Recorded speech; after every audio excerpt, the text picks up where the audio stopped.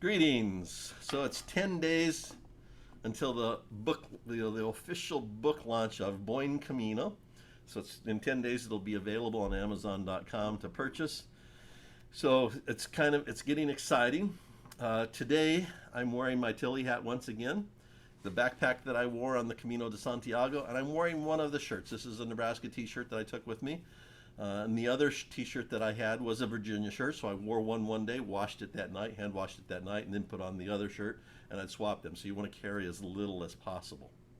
So what I want to read to you today is a couple of legends about the Camino de Santiago. My book has my personal story, but there's also going to be, little tidbits telling you about the history of the Camino de Santiago. So what I want to share with you today is the history, the story of the scallop shell.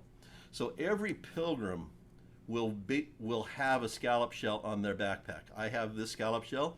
I've cut this red cord and attached this so that I can very quickly take it off my hiking backpack and put it on my computer, laptop when I'm traveling for business. So this just makes it very easy for me to swap back and forth.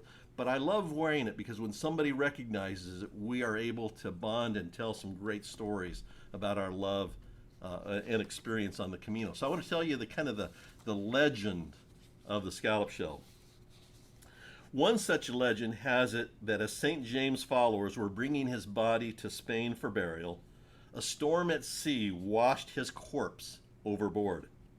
However, days later, the undamaged body washed ashore, covered in scallop shells.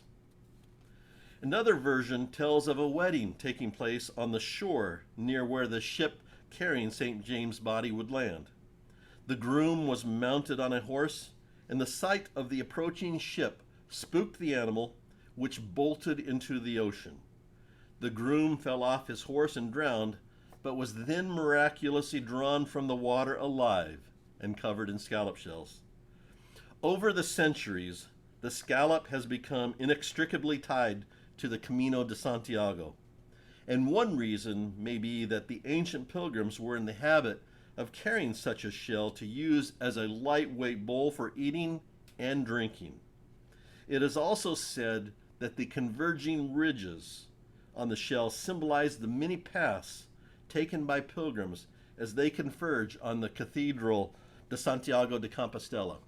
So that's the history of the scallop shell. Again, I'll tell you some more in some other videos here later, but again, it's 10 days until book launch, so Buen Camino, and enjoy the book.